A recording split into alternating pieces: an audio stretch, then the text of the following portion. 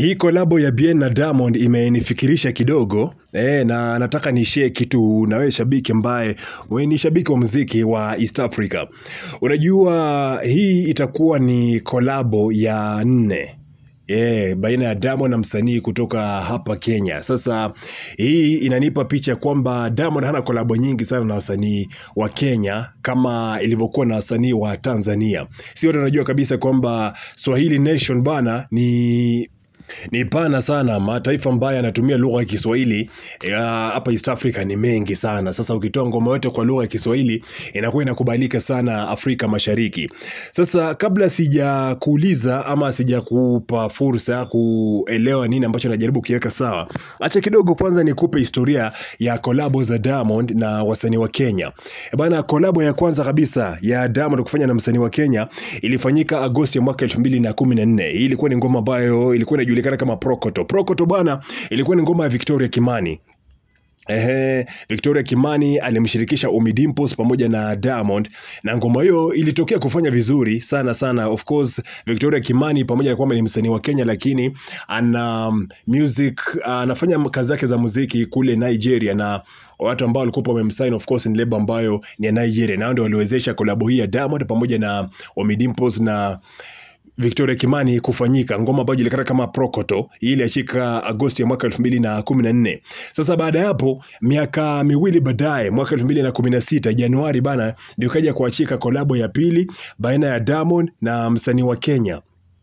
Na hapa namzungumzia Akodhe. Waliachia ngoma ambayo inajulikana kama Sweet Love. Bonge fulani hivi la ngoma pia ikaja ikafanya vizuri kwa kiasi chake, lakini baada hapo bwana mashabiki wakawa wanahoji kwamba mbona Diamond anakuwa hafanyi kolabo nyingi sana na wasanii wa Kenya. Hata mara kadhaa ambapo alikuwa anakuja kwa ajili ya tour zake hapa Kenya, mmoja kati ya swali ambalo alikuwa akiulizwa kwa mara nyingi na watangazaji kwa kurudia sana ni kwamba mbona una kolabo nyingi sana na wasanii wa Kenya, pamoja na kwamba Kenya nakupenda sana na Kenya ni moja kati ya nchi ambazo Diamond huwa anapiga show na anatokea kubalika sana. Sasa wakawa wanahoji kwamba labda wasanii wa Kenya ndio wafanye juhudi za kutafuta kolabo na Diamond ama Diamond hana muda kabisa kufanya kolabo na Wakenya. Nakumbuka Otile Brown bwana kuna kipindi alikuwa anafanya mahojiano na kituo cha Citizen. Na akawa anaulizwa kwamba pamoja na ukubwa wake wote Kenya, mbona hajafanikiwa kufanya kolabo na Diamond ama hata kufikiria kufanya kolabo na msanii wote wa WCB. Ndio akaibuka mambo mengi kwamba alishajaribu kufanya hivyo, lakini bwana vipengele vikawa ni vingi sana. Akawa anachukulia kama mizunguko yote hiyo hana muda nayo bwana. Sasa kolabo ikashindikana. Yes, kolabo ya tatu sasa Februari ya mwaka 2020 ikaja kutokea kolabo ya Gere. Hii ilikuwa ni ngoma ya Diamond ambayo alishirikiana na Tanasha Donna. Na mimi nadhani kwamba wepesi pia wa kolabo hii ulitokana na kwamba hao walikuwa ni wapenzi kipindi kile. So nakumbuka Tanasha Donna na Diamond washakuwa wapenzi na pia wakafanikiwa kupata mtoto kabisa. Sasa wakati mapenzi yalikuwa bado ya moto kabisa, walifanikiwa kufanya kolabo ya hii ngoma ambayo ilijulikana kama Gere. Ikatesa sana, by the way ilikuwa ni moja kati ya ngoma pendwa sana. Ili top charts kwa vituo tofauti na mauzo yake pia kwenye mitandao ya uzaji muziki online pia yakafanya vizuri sana. Sasa bana kutoka mwaka 2020 mpaka mwaka 2025, 5 years later, ndio tunakuja kukutana na kolabo nyingine tena ya Diamond na msanii wa Kenya. Hii hapa ambayo tunaizungumzia Bien featuring Diamond ama Diamond Platnumz pamoja na Bien. Sasa kiujumla kabisa hizi ni ngoma 4 ambazo nimetoka kuzitaja. Prokoto ambayo Diamond alifanya na Victoria Kimani na Ommy Dimpoz, Sweet Love ambayo alifanya na Akodhe mwaka 2016, Gere ambayo alifanya na Tanasha Donna mwaka 2020, lakini hii hapa ya mwaka 2025 the latest kabisa ambayo ni Diamond ameshirikiana na Bien.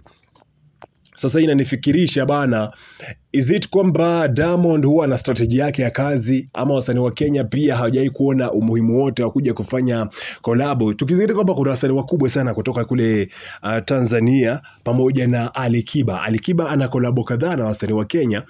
Unconditional Bay, ngoma ambayo alifanya na huyu Bien wakati bado yupo kwenye kundi la Sauti Sol.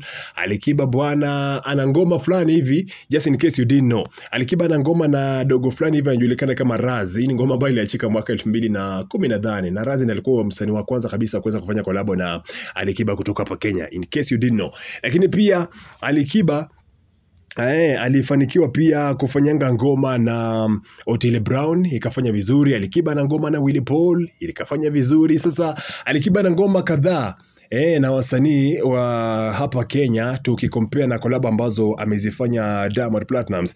Lakini pia ukiangalia msanii kama vile Harmonize pia na mwenyewe ana collab kadhaa, ana collab na Otile Brown, ana collab na Yani, ana collab na Bien, ana collab na wasanii kadhaa kutoka hapa Kenya, wasanii kama vile Mario pia ana collab na Nadia Mukami. Sasa collab zipo za wasanii wa Kenya na wasanii wa Tanzania nyingi tu, tofauti na Diamond Platnumz. Sasa Bien kuja kufanya ngoma na Diamond Platnumz, sijui kama itakuja kufungua kidogo milango ya wasanii wengine, tukaja kutana na collab za wasanii kama vile Khaligraph ambaye tayari pia na yeye ana ngoma na Alikiba, lakini ana ngoma na Diamond. Kuna wasanii kama vile Nyashinski ambaye ana collab na Alikiba, ana collab na Diamond. Sijui kama unanielewa vizuri. Collab na wasanii kama vile Otile Brown na wengine wengi. Kwa nini Diamond ana uchache wa collab za wasanii wa Kenya? Unadhani kwa nini? Hapa nataka strictly opinions, maoni yako tu. Kwa hiki ambacho nimetoka ukisema, unaweza pia ukanisaidia kunipa majibu yako. Comment section ipo wazi kwa ajili yako. Dondoka.